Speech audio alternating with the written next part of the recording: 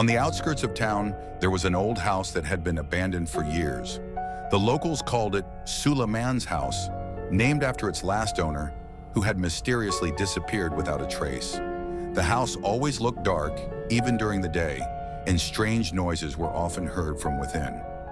One day, three friends, Dina, Rudy, and Bayou, decided to prove whether the house was truly haunted.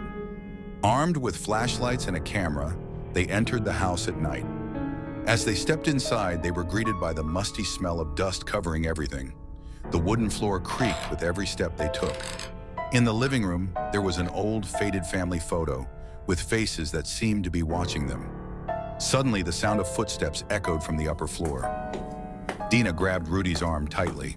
"Who is that?" she whispered. As they walked toward the kitchen hallway, they suddenly heard the sound of running water, as if someone was taking a bath. But when they opened the door, no one was there. Bayou, the bravest among them, went upstairs first.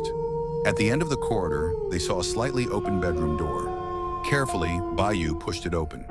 Inside, there was a dusty bed and a large, cracked mirror. But what made them freeze in place was the dark figure standing in the corner of the room. Bayou pointed his flashlight at the figure, but there was no one there. Suddenly, the mirror trembled violently, and a faint voice whispered, "Leave, before it's too late." Dina screamed while Rudy grabbed them and pulled them outside. They ran as fast as they could out of the house. When they looked back, the house appeared darker than before, as if it was trying to swallow them if they stared at it for too long. Since that night, they never spoke of the incident again. However, every time they passed by the old house, they always felt as if unseen eyes were watching them from behind the dark windows.